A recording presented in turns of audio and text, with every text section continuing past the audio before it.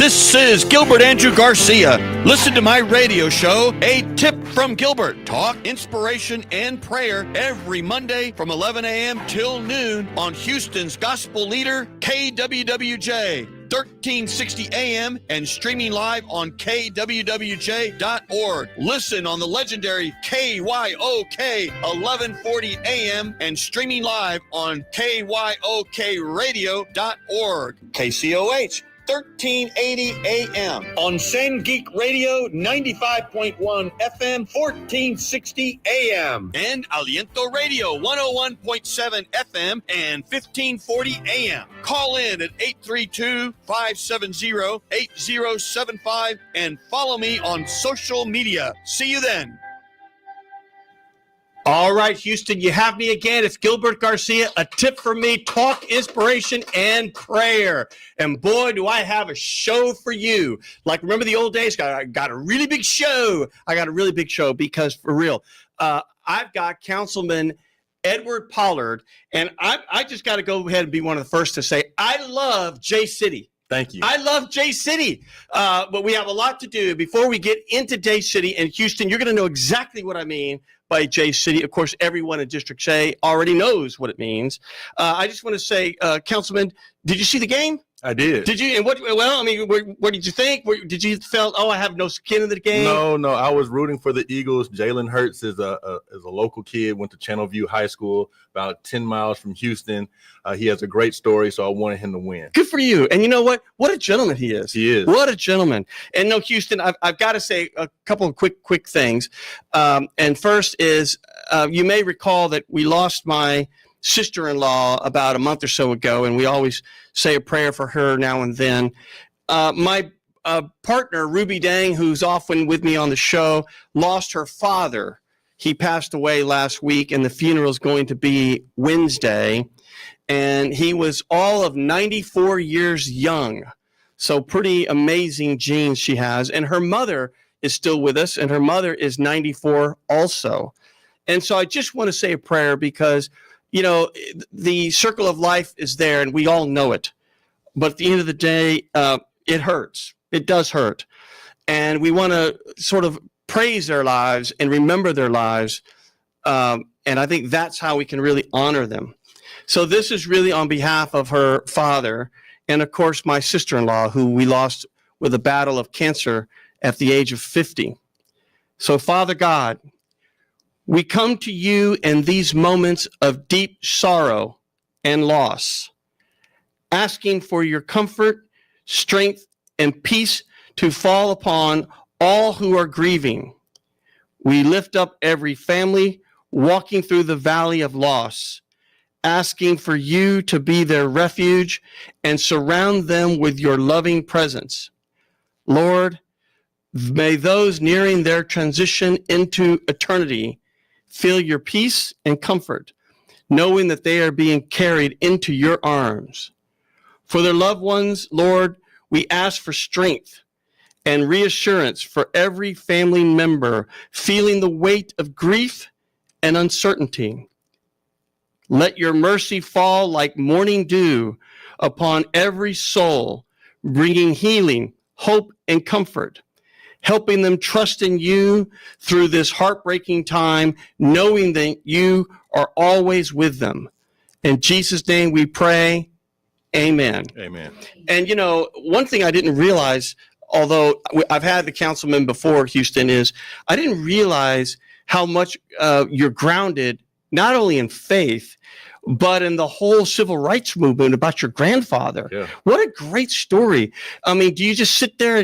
I would be in awe of a grandfather like yours. I mean, of course, I'm in awe of my own grandfather. He was a hardcore Marine. You could strike a match on his hand, you know, one of those rough guys.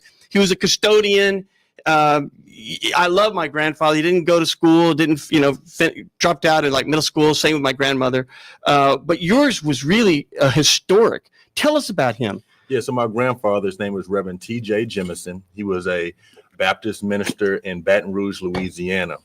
And he was Martin Luther King's mentor. He actually organized the first bus boycott in 1953 2 years before the Montgomery bus boycott that Martin Luther King led. Is this his picture? Yes. I mean, I don't know if we can look at that.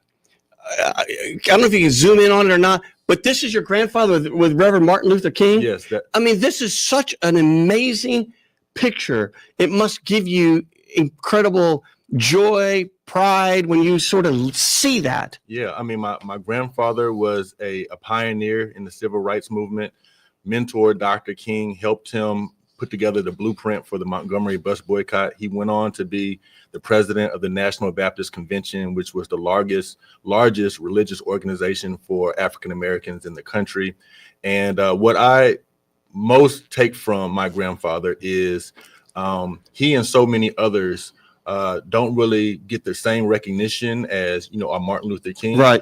But it took an entire community, so many unsung heroes, to collectively come together to advocate for progress. And I'm proud of that. That's amazing. And it took a lot of people like him to mold Dr. King to the greatness that he was. Correct. I just think it's remarkable. Everybody has a mentor. Well, that's right. Everyone does, no matter what. And let me ask you, so this was your father's father? I mean, where was it in the tree? This was my mother's father. Your mother's father. Yes. And so your mom was one of how many? My mom was one of three. One of three. And did they just look at their daddy? And to them, he was daddy.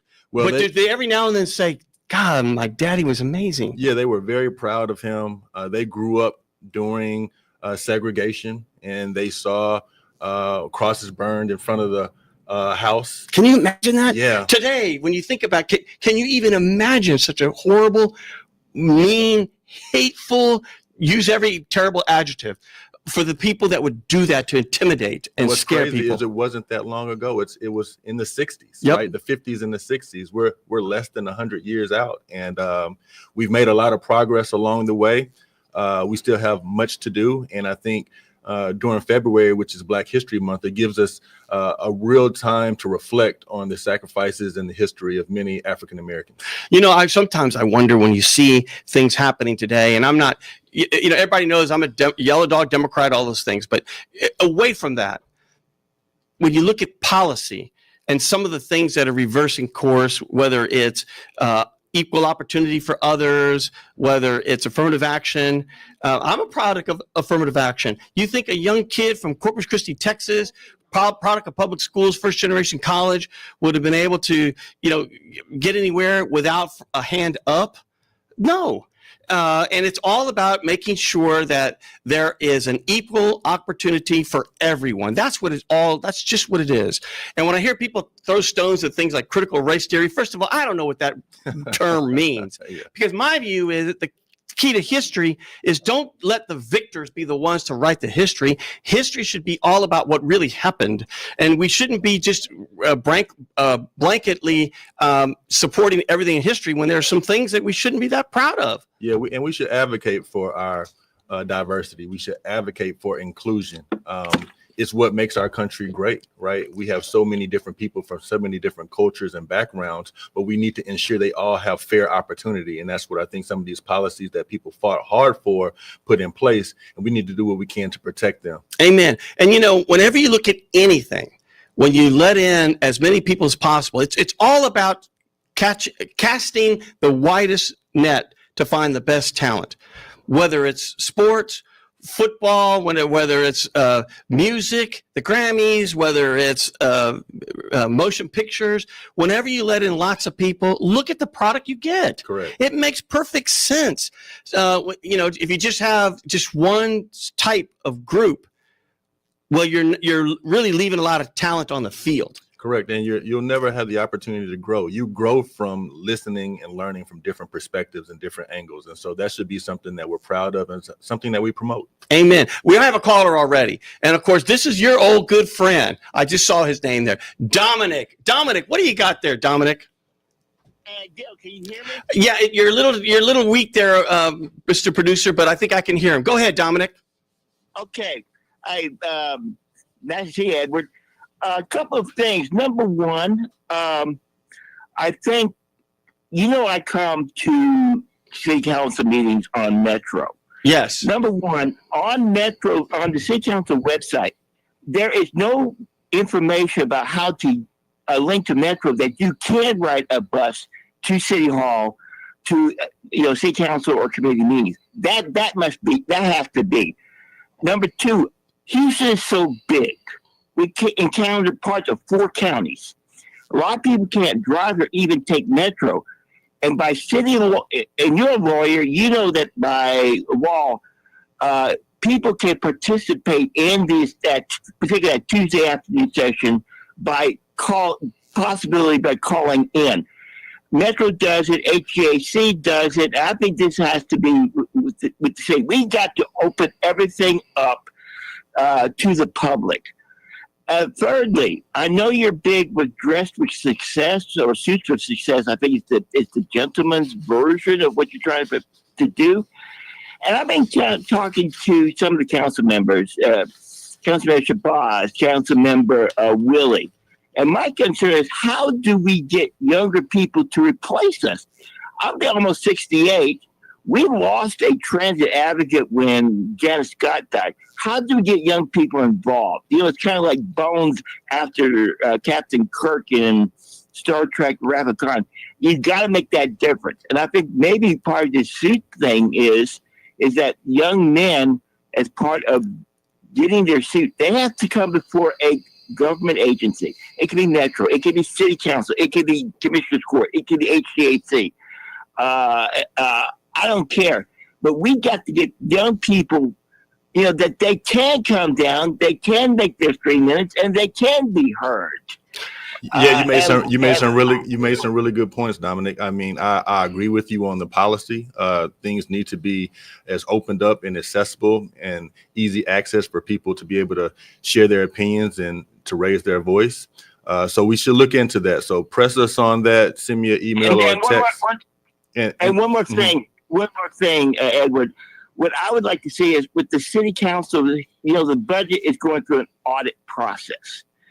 I would like to see what would our city budget look like if we did not have the turds and all that money go directly into the general fund.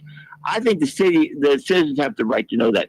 And Gil, also too, the finance has to be on these turds has to be open.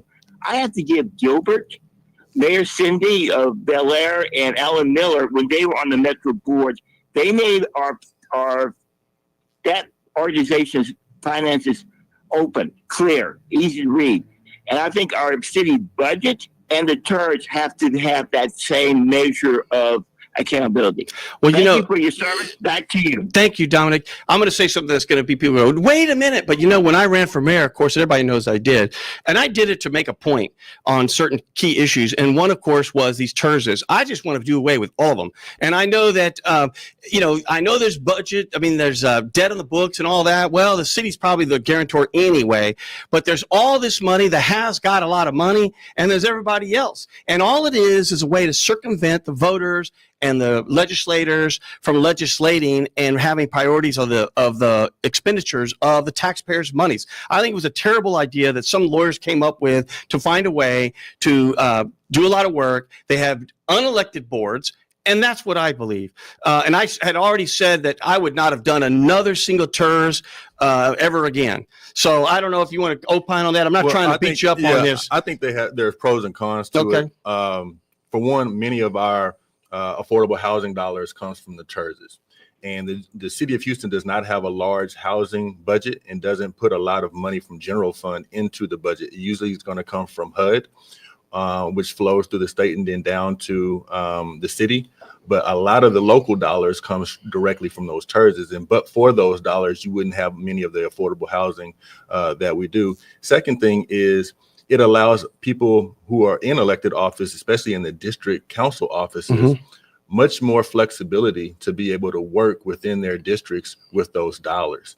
When it doesn't go to the general fund and you don't have to fight with, 16 other people and it be under the mayor's administration's control, you can then work with those boards to put forth infrastructure dollars that you think would be tailored for your district. And then you can also partner with outside entities like the county to even broaden the scope and match those dollars to do even bigger projects.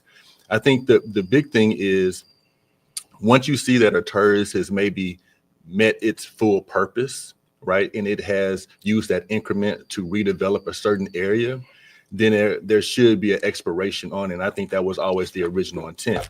In other areas that have TERSs that are more less affluent, they don't have the same increment. And so the TERS is not benefiting them the same way that it would in other areas. And so we need to look at each individually, not take, I think, a one size fits all approach, but understand that if it all goes to the general fund, there's still going to be some imbalances there, because there are going to be agendas and motives and politics that plays a role into every single dollar that comes before council. Well, thank you for enlightening me. Well, so let's just assume then, I guess my view would be, all right, if they're going to be, if they're going to exist, then what's the best way to use them?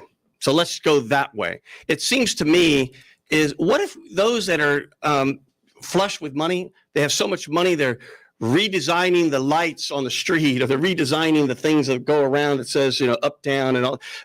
Maybe the thing to do is, why not offset some of the cost of trash pickup, security in that TERS to them? Something like that. If they're going to exist, what's a better way to utilize their funding proactively, which will free up more money in those parts of the city that desperately need more services?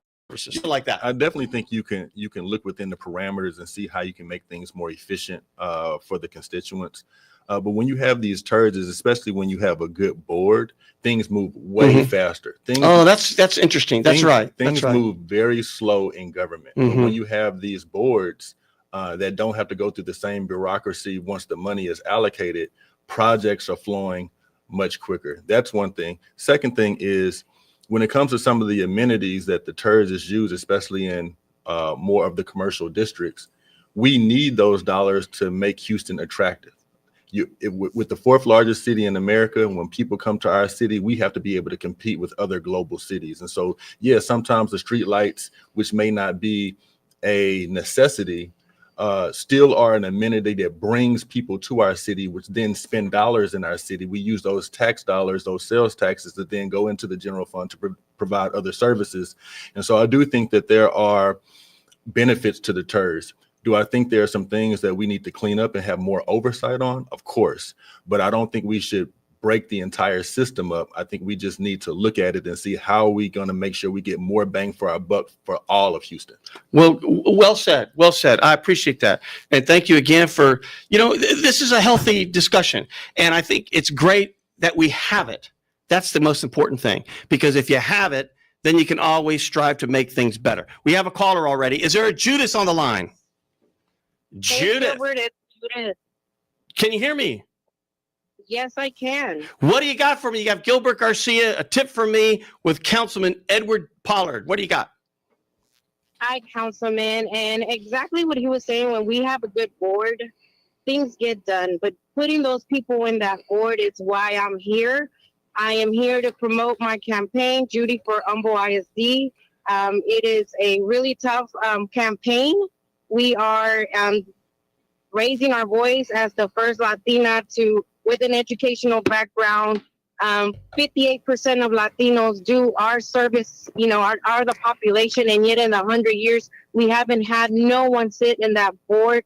And I'm just here to keep continuing and keep pushing, making alliances. If you know of any event that will help my campaign reach more people, please reach out to me. So I appreciate your time. And that's the goal, to get people in that board to make differences for our community. Well, first, I think the councilman would agree with me when we say, touche to you for stepping up to run. Whether we know the issues or not, at the end of the day, I think he and I both agree that people need to step up and run. And, it's an honorable profession to be an elected official. It's an extraordinarily wonderful thing. It's so important.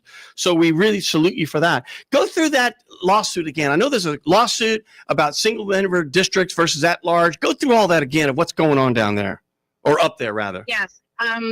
Last May, the Brewer Attorneys Station in Dallas reached out to me, and we filed a lawsuit against Humble for at large to change them to single member districts, and exposing my students' case that happened where their sashes were removed. We don't have adequate representation for our Latino community. So we are trying to better serve the majority of the board members that sit currently on the Humboldt ISD. They all live in Kingwood area. We don't have enough board members that represent our community better. And that's what we need. Our students and our family need to see someone in that board, not just with the experience, but someone that looks like us, that understands us, that knows what our community really needs. So we are filing this lawsuit. We're right now in different stages, motions and processing things, but it's still in place. The lawsuit is still in place, and we're fighting really strong. After teaching 14 years, 8.5 with the Humboldt School District, it hurts, and it hurts me still talking about it, to resign from a job that you love so much, that you build relationships with students in order to empower them to be successful. Because to be honest with you, we live in our culture where our youth are raised either to go to the army because our family doesn't have enough money or We know that. to support to go to Yep. college. So they go through the barriers of, I'm not going to college, I'm going to the army, or I'm just going to work with my dad or with my mom. And I can tell you, those 20 students that Sasha's, all of them are in college. I fulfill them with scholarships and grants. And it's about building these youth and showing them there is a higher education for all of us, Well, when I hear, and that's what I'm here for. when I hear you, I blink my eye and listen, I have mixed emotions. Number one, I think it's wonderful. But number two, I can't believe here we are in the year 2025 and we're still talking about getting representation for people that look like us. It's just unbelievable. Well, keep fighting the good fight and please call in again. Thank you. Remember, website is www.judyforhumbleisd.com. Anything helps to support my campaign. Thank you very much. Thank you. Thank you for calling. We got so much more to go through. But before we do, so I understand you played pro ball. Yes. Now, don't think that I can't take you though. I mean, wait a minute. What position did you play? Well, I never played basketball because I played football. You know why? Because I'd be tough in the paint. Okay. I'd be tough in the paint. Down there in the post. Yeah. Oh, yeah. Because, I'm just there to mix it up. Feisty. Yes, that's me. Okay. So, one of these days we have to go out there on the yard, me and you. That'd be fun. Yeah, that would be so good, wouldn't it? It would. I mean, so what was it like? I mean, it was cool. So after I graduated from Morehouse College, I played basketball there. Started at Lamar High School, went to Morehouse College on a basketball scholarship. And after I graduated, I wanted to continue to pursue my dream of playing professional basketball. Yep. And so the avenues that I had was to go overseas. And I was able to play in Singapore, and I was also able to play in Chile. And it was the first time I really had true international travel experience. And just even outside of the basketball, just broadened my perspective. How wonderful, man. Yeah, at a That's young time age. of your life. Yeah, 22, 23 years old. Yeah, travel the world, and Correct. whether you made any money or not, the point is, if they're paying for you to play and you're there traveling around, that's the education of a lifetime. I mean, I was a kid from Southwest Houston who thought everything was about, the United States. Yeah. And then you get out there and venture out into the world and see, wow, this is a really big place. I mean, and people don't know how amazing Singapore is. Yeah. And very modern, developed, very modern. and clean. Yes, very clean. One of my Never sleeps. One of my wife's let me get it right. My wife's niece teaches over there. Okay. And she may never come back. Because it's a wonderful place. Okay, I know we have another caller already. So who was that name again? I didn't see it. Is there an Alex on? You got me, Gilbert Garcia, with Councilman Edward Pollard. And I want to get back to J City. But let's go back. Alex, what do you got? Hi, good morning. I was actually calling because I read an article that I was very interested about. And I wanted to ask council member, what were any upcoming projects or developments that the residents of J City should be excited about? Woo! That could be the whole hour. Yeah. But no, thank you, Alex, for that. Thank you for knowing J City. Councilman, go. So let me just back up and explain what J City is and kind of how we came up with that brand. So the city council is split up into 11 districts and 5 at-larges. Those 11 districts have about 220 to 250,000 people in each of them. That's like a city. Correct. And so as I'm traveling around the country, especially in these mid-sized American cities, I'm saying, well, our districts are just as big as these cities. And when you think about how big the city of Houston is, we're almost 700 square miles. So the departments are having to service a large area where there's public works, where there's police and fire. It's almost impossible. It's almost impossible. Yeah. Right. You could fit 3 Chicagos in Houston. Wow.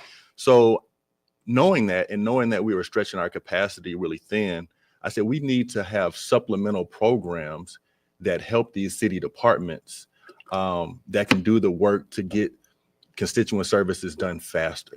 And so we started to set up our own programs, our own District J Patrol, our own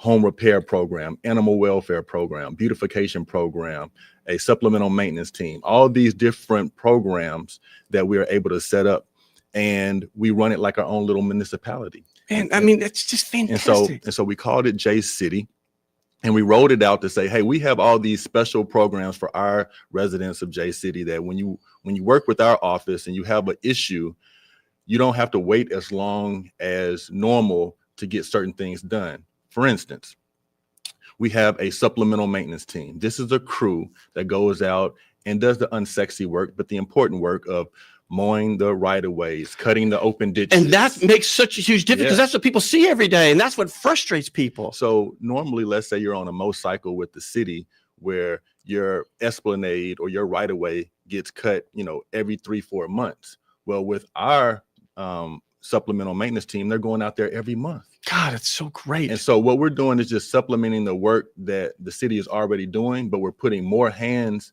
on deck so that we're able to do things much faster. And let's be realistic. Some of these are on the cycle of every 3 or 4 years. That's let's true. be real. For a second, I remember I was Anise Parker's campaign manager, and I'm a good friend of hers. I love her.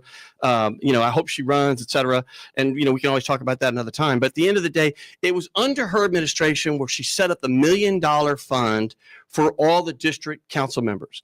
And they've all kind of done different things. And it's kind of been one of those things that it was, for lack of a better word, this is a citizen talking, not a council member, ad hoc.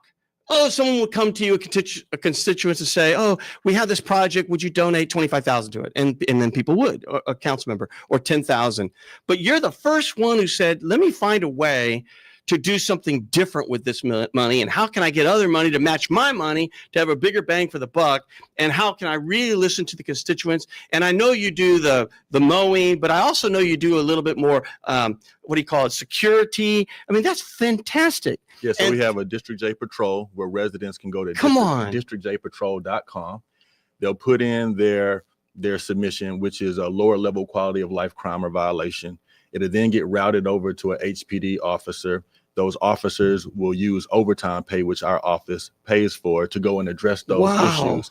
And so we believe that it is the new modern approach to community policing, a way in which the neighborhood related crimes and violations can get addressed much quicker. Because again, HPD is spread very thin. Yep. They're going to prioritize the rapes, the assaults, the murders before the panhandling, the trespassing, the encampments, the junk motor vehicles. But those things are very important as well. And those are the things that get really, you see it all the time, and Correct. you see it much faster. And that's the stuff that just drives It's very citizens visible. crazy. Yes. And even though it's lower level, you want it addressed because it affects your community a lot. So our District J Patrol addresses those type of crimes and tries to do it in a much more prompt fashion. And so we're all about being results driven.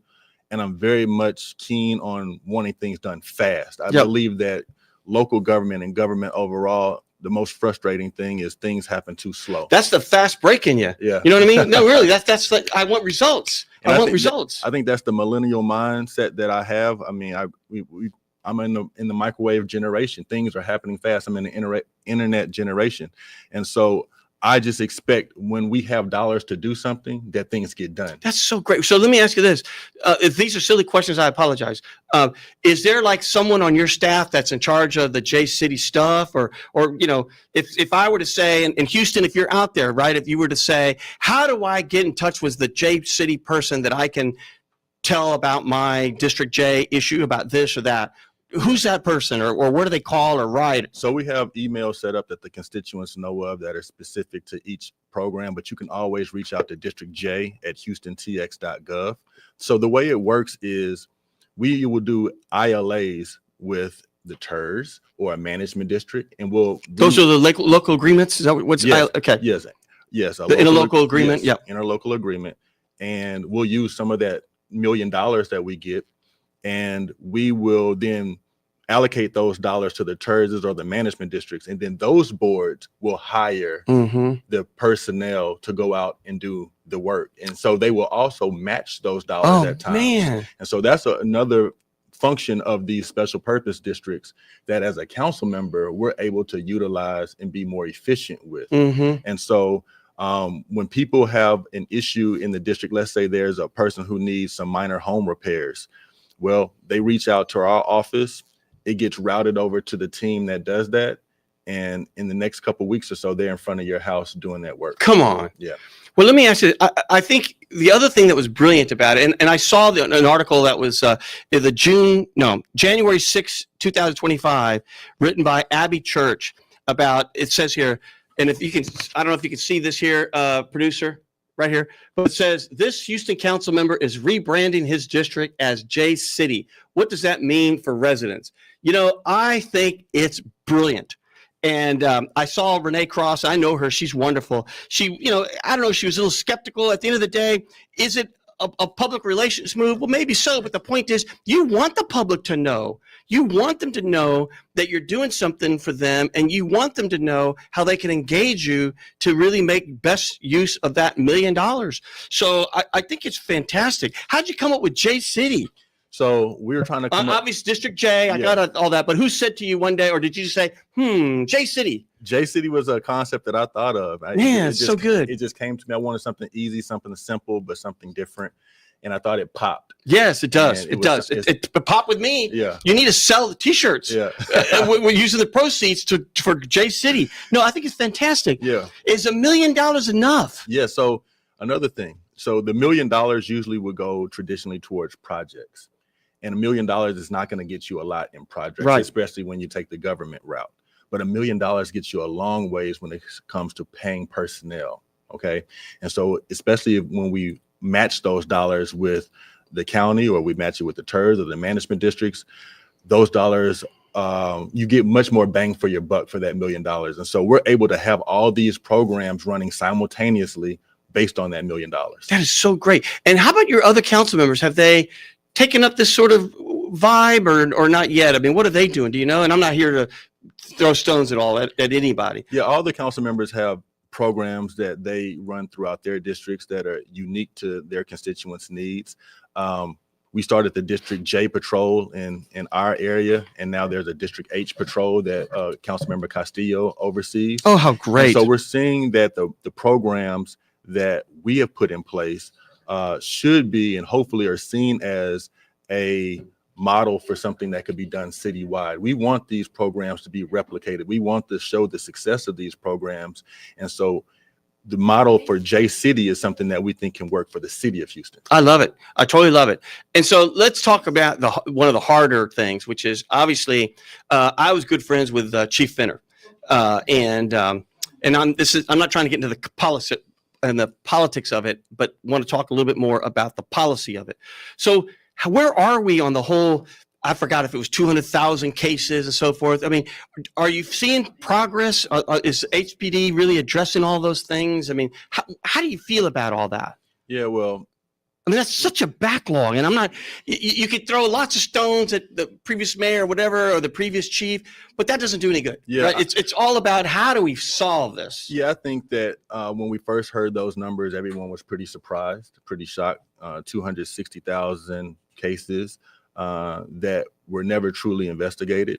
I think many of those cases have been vetted and have been investigated now, but there has to be something, and it will take some time for the community to truly trust the numbers that come out of the Houston Police Department. And even as an elected official, when we get stats, we have to question, okay, how did they get these stats? Where are they coming from? Are they legit or not? And I believe that the Houston Police Department is doing all that they can to rectify that.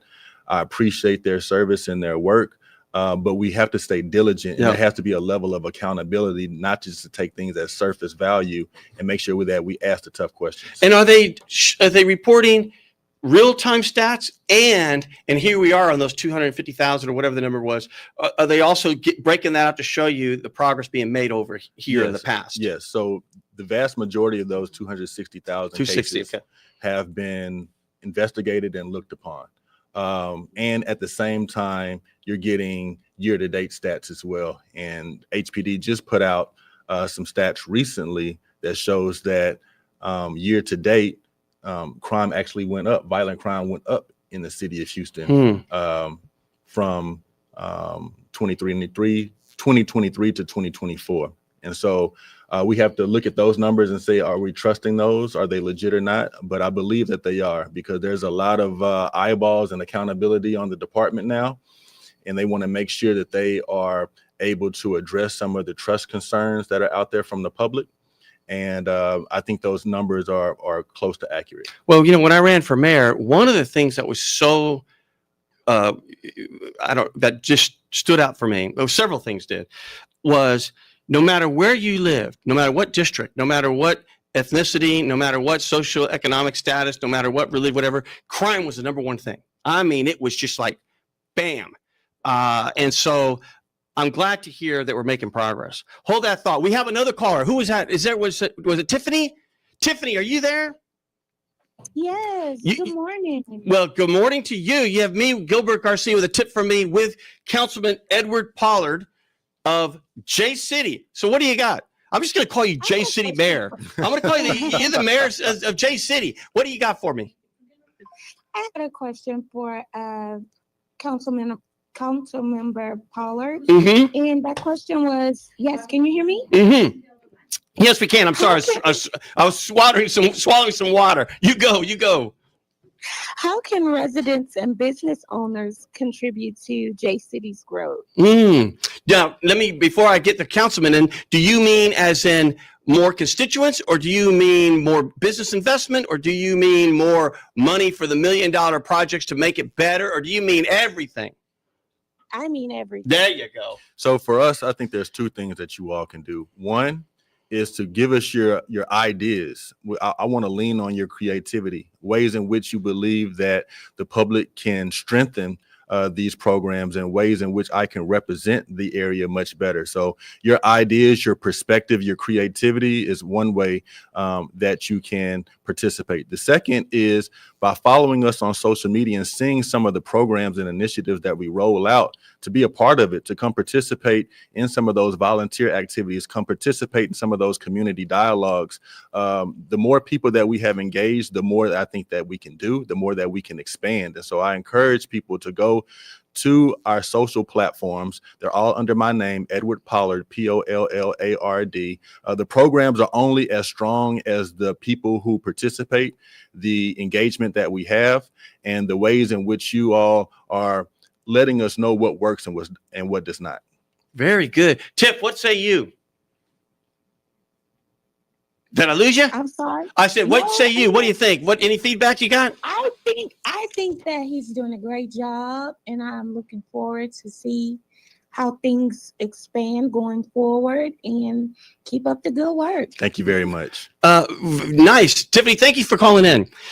So going back for a second, so crime, I think we all know that. But another thing that's very important that people don't talk about, and it's because it's a hard subject. And I don't mean hard as in you don't want to talk about it. I mean hard as in hard to understand, which are the finances of the city. And I want to go into that because it's starting to make a lot of noise recently with the city controller, et cetera, who's sort of meant to be the watchdog of the finances. Before we open that up, we have another caller. Let me see if I can sneak it in here before we open up the finances. Let's just see if I can do that. Is there another caller there, producer?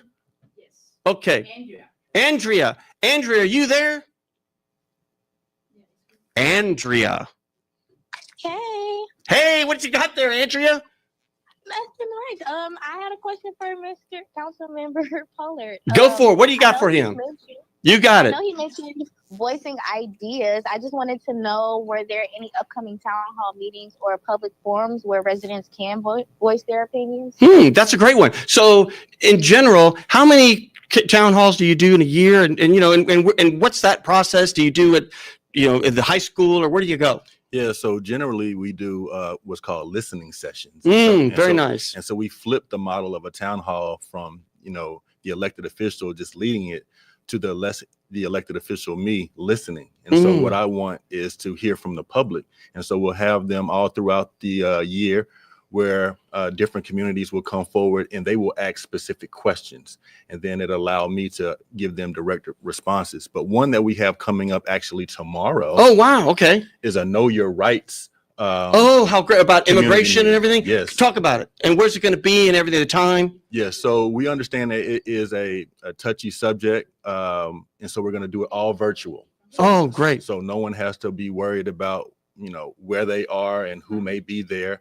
So it'll be all virtual. We're going to go live from my Facebook page. Oh, how great. Tomorrow at 6:30 p.m. we will have a legal professional in the immigration space that will be there, some community leaders. We have questions that people will pose, and we'll probably open up questions for people to type in the chat to be able to explain as well. But there's so much misconceptions and so much miscommunication out there that we want to at least bring communities who are concerned accurate information and have it come from a legal professional. So we'll be leading that tomorrow virtually, 6:30 p.m. You can go on my Facebook page for your Know Your Rights town hall. And what is your Facebook page again? It's going to be under Edward Pollard, Pollard. Period. I mean, Edward Pollard. It just go Facebook. to my normal Facebook page. Very good. And in general, you do one of these or something like it once a quarter? Yeah. Okay. So a lot of times we will wait till there is either a particular policy issue or some type of community initiative that we need to address, and then we will schedule it accordingly. So just like we're doing right now with the immigration topic, which is very important to our constituents, then we put on this Know Your Rights town hall. Very good. Boy, do we need that. Tiffany, very good. Anything else you got? No, I'm sorry. It's Andrea. It's Andrea, right? Andrea, though. Yes. Yeah, Andrea. I apologize there, Andrea. Anything else you got? No, thank you for all your work, Councilman, and thank you so much, Gilbert. Well, you're welcome. you. Before we go into the finances, we're going to get another caller that just called in. Was that a Bobby? Bobby? Hello, Bobby. Are you on the line? Bobby. Bobby. Bobby, you there? Bobby, you got me? Yes, sir, I'm here. What do you got there, Bobby? You got me, Gilbert Garcia, tip from me with Councilman Edward Pollard, the J City Mayor. What do you got there, my friend? Hey, Councilman Pollard, but I don't want, I just want to talk about the elephant in the room. I've been hearing you guys say, we out of the money, we ain't got no more money.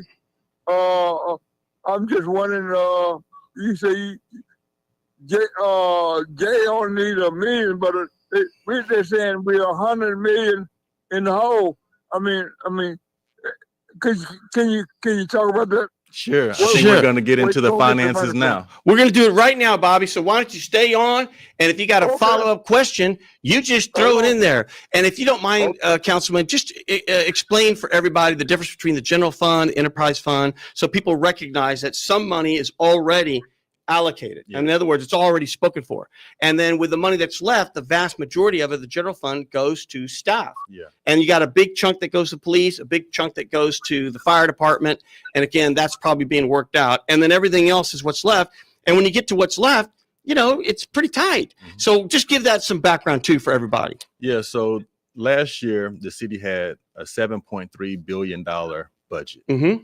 And within that budget, you have enterprise funds, which are funds that are specifically for a certain area. For instance, airports.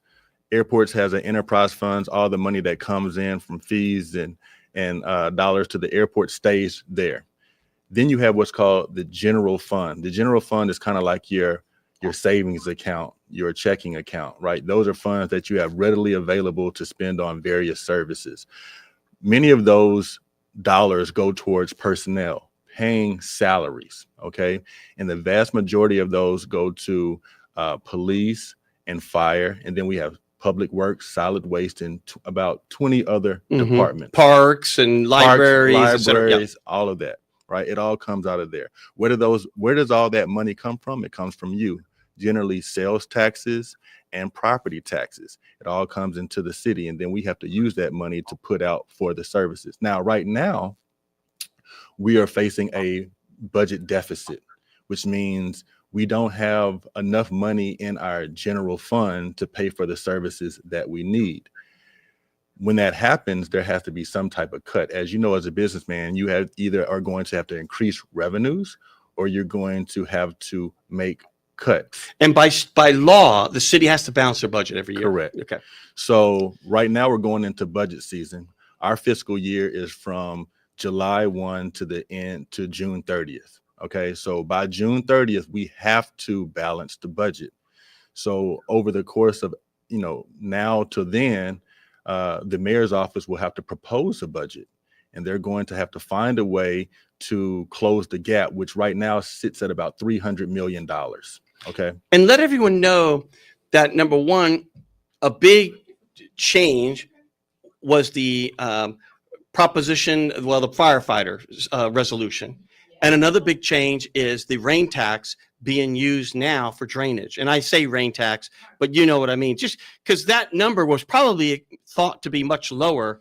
And now it's really, it's been a wake up call, and now it's going to be much larger. So we went into this budget year knowing that there was going to be about a $230 million budget gap. Okay. So we kind of knew. Okay. That. But recently the Supreme Court of Texas came back and said that the city was not spending enough money on the streets and drainage. So because of that, there was a judgment for about $100 million. That now gets tacked on to the already $230 million budget deficit that we had. So now you're over 300 million in the hole. Okay, so hold on. If the whole budget is 7 million, how much? 7 billion. I'm sorry, I meant to say that. Apologize. If it's 7 billion odd, what is it, roughly 50-50 between the enterprise and the general? No, more like 60-40. Which is bigger? Do you know? If The it's enterprise. not a quiz. I'm just trying to say the enterprise. Okay, so let's say the whole budget itself, the general fund, is somewhere then in the order of 3 billion. So you're talking about a 10% or a little over 10% budget deficit. Yes. That's not easy to find. And so right now we have about 300 million in what's called our fund balance. Mm-hmm. But that's like your savings account. Right. Emergency. And with all the natural disasters and things that we have in the city of Houston, you don't want to deplete that. So you're going to have to find the money. Now, the mayor has relationships at the state level. We're in the middle of a legislative session in Austin right now. There could be some relief there. He has used some money from Metro out of the general mobility Don't fund. get me started there, because I'm going to be coming hard on that one, but keep going. So, that money, could be allocated for other things that I think it should be intended for transportation. But anyways, there's some money there that he can tap into. There's always cuts. There's efficiencies that he can look at. There's an Ernst & Young audit that should be released soon. That's going to speak to, what a private sector's outlook on the city is and where dollars can be found or saved. That he can possibly utilize. But to find 300 million in the next few months is going to be difficult. And even if you're able to do it, the question is that going to be using one-time dollars, maybe from the state or somewhere? Because many of this is reoccurring expenses and we'll be back in the same hole or maybe even larger if we don't correct it now. Well, it seems to me, as outside looking in, and everybody knows how critical I was of the last mayor, that a lot of those things were one-time monies from the federal stimulus related to COVID and so forth to help the homeless and all these other things. And we knew, and all you did was sort of buy time, and now here it is. And so I hope you'll look at it holistically, not just today. I know you got to get through today and the statutory requirement, but about the future. Yeah, and that's the reason I voted no on last year's Good budget. for you. You did? Yeah. Man. Because it didn't great. It didn't show any revenue increases. And so if you don't have any new sources of revenue, and you know that the COVID money is ending, then you're going to have to fill That's that right. money from somewhere. And if you don't have a plan to explain how you're going to do that, then you're going to be in a bigger hole now. And that's what we are. We're in a bigger hole than we've been in recent memory because we didn't add any new revenue sources. God, you know, I'm going to shake your hand right now. No, because I really mean it. And Bobby, hopefully you're still there and you're getting all this because, you know, you have a reputation of being at the council table and not, this is going to be rude, but I'm just going to say it, not being furniture, that you speak up and you become a real good check and balance to the mayor is what I have seen myself and the people tell me, which is wonderful because you need to have all these voices and you got, you know, together collectively, y'all are going to make good, wise decisions. And you need to have the push pull of the dialogue. And someone needs to raise the alarm of how are we going to get the money to do this for the next 20 years, not just this year, but going forward, and how you can equalize while you got all these people with all these great lights and the big things is uptown, this and that. And they got places in the city that have open ditches and stray dogs and all these other problems. So I congratulate you. So what do you want to see, you think? You know, it's going to be hard to raise money. You know, it seems to me you got to have a combination of somehow raising money and cutting costs. I think for me, the thing I've always harped on is I want to know the plan, the vision. There you go. You know, let me know how you're going to maneuver and navigate through these tough times, right? If you can show me how you're going to get there, then I can be there and maybe support you on it. It's the same way with the firefighters. The controller came out and said that with the back pay that we were supposed to pay the firefighters, that he thought we should be paying around 300 million, but we paid 650 million. So that's more than double of what the controller is saying that he thought the settlement should be. So my question to the mayor was always, well, show me how. Where's your homework? Yeah. You know, when you do math in school, they say, show me your work. That's right. That's all I wanted to know is, okay, if it is 650 million, how did we get there? Because this is all math. This is back pay. Yeah. And it's also kind of like, well, let me tell you, that's a pretty big miss between one thing saying 650, another one saying 300. Well, how do you bridge that gap? Correct. I want to know. And so for me as an elected official and someone who is responsible for your tax dollars, I want to see the work. I want to understand the route it took to get to that number. In the same way I was like that for that agreement, I'll be the same way for this upcoming budget. Show me how you're going to be able to close this 300 million, and then show me how that's going to be sustainable for the next year. Boy, I don't know, but every time I hear that, I think of that movie, Jerry Maguire. Show me the money. Show me the money. Remember, the guy's like, show me the money. My goodness. Bobby, what did you say you got a follow up there? Yeah, it seems like, Gilbert, that we are dancing around hot cold, but show me the money. Guess what though? As a taxpayer, go ahead and say it. We got to raise taxes, man. Well, I think the good news is if you have enough Edward Pollards out there, I think they're going to ask the right questions. And the transparency is the first part of knowing you have a problem, kind of like with medical. You know, you want a doctor that's going to really tell you the real scoop. Because if you have a doctor who's trying to make you feel good, well, then that doesn't do you any good. You want to really know so you can get the right treatment. So we salute you. Bobby, I'm going to sign off on you because we have another caller. I want to get one more caller in, Bobby. Call in again, my friend. And is there a Mark there? Thank you, Bobby. Mark. Mark. Hold on there, Mr. Councilman. Yes, I can hear you. I'm certainly going to give you the last word. Boy, time is flying on us. So is there a Mark? Mark, you got me? Mark. You got about go fit, Mark. What do you got for us? You got me, Gilbert Garcia, a tip from me with Councilman Edward Pollard. What do you got, Mark? I got this here. I hear y'all talk about the budgets, but I want to know is there a budget to get some, when people are involved in an accident in the city of Houston, or there's a domestic issue, and you call 911 and they ask you all the questions, then they say, well, we're going to get next available officer to the scene. And it normally at an average, we're looking at over 2 or 3 hours for them to even come to even, look at it. Is there something that the people need to do to get some kind of budget going? Because, people start getting heated up out there, and you know what I'm saying? And Yes. Domestic, they wait a long time to even come, and then after that, the person is already gone, and like it never happened.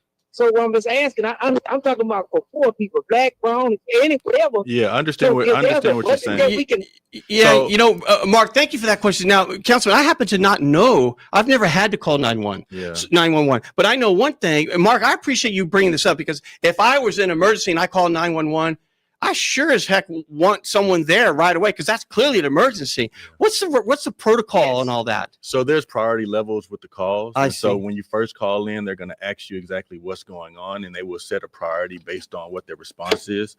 I'm a personal injury lawyer by day, so I get clients every day that are calling me from the accident scene saying that they're waiting for police officers. Unfortunately, like we mentioned earlier before, there aren't as many officers as we would like to be able to respond as fast as we would like. And so you're not going to always get an officer to show up immediately. It just depends on what's going on at that time of day and what type of priorities are out there. But what I can advise you to do is to stay there. Do not move if you've been in an accident.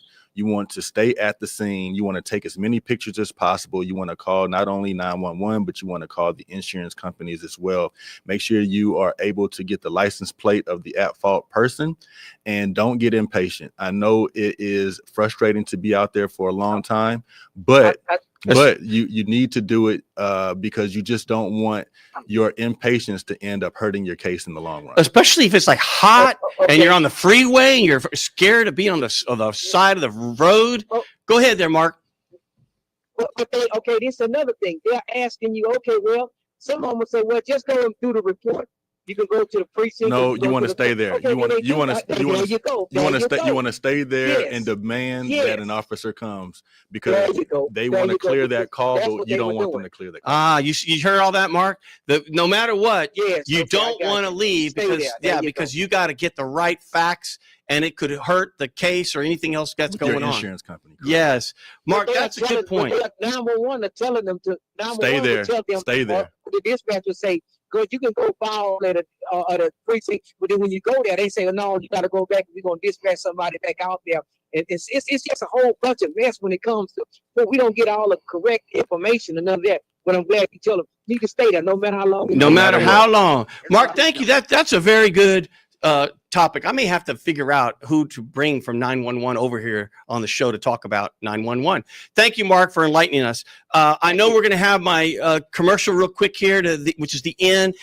Councilman Pollard, I don't know if you realize an hour's already over. Can you believe it? When you're having fun, it goes by fast. Isn't that right? Yeah. And you know what? I really think you've earned, to me, the title of the mayor of J City.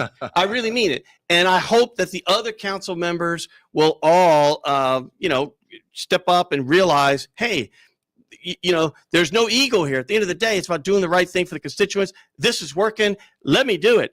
Go ahead and say whatever you want to say to Houston right there. And don't forget to talk about tomorrow and the whole thing that you're doing on virtually. Well, I want to encourage everyone to continue to stay engaged with local politics. You can come down to City Hall on Tuesdays at 2 p.m. and address council. You can also watch council on your local television or on Facebook Wednesdays at 9 a.m. The most engaged and in tune participants, which are our constituents, help us as council members and as a local body be able to address your concerns better. So continue to tune in to Gilbert's radio show. He does a great job of bringing on great guests. And you can always follow me on all the social media platforms at Edward Pollard. And if you're interested in a Know Your Rights seminar, we'll be on Facebook Live tomorrow at 6:30 p.m. Councilman, I really appreciate you. And I really mean it. When I see a picture like this, where did that picture go? With your grandpa? Yes. If you look at that picture again, zoom in on that, producer. I think that is historic. And you have every reason, you and your mom, to be so proud of your grandfather. Well, thank you very much. And I know you are. This is fantastic. All right, Houston, you heard it from me, and we'll see you next time. This is Gilbert Andrew Garcia. Listen to my radio show, A Tip from Gilbert. Talk, inspiration, and prayer every Monday from 11 a.m. till noon on Houston's gospel leader, KWWJ. 1360 AM and streaming live on kwwj.org. Listen on the legendary KYOK 1140 AM and streaming live on kyokradio.org. KCOH 1380 AM on Send Geek Radio 95.1 FM 1460 AM and Aliento Radio 101.7 FM and 1540 AM. Call in at 832-570-8075 and follow me on social media. See you then.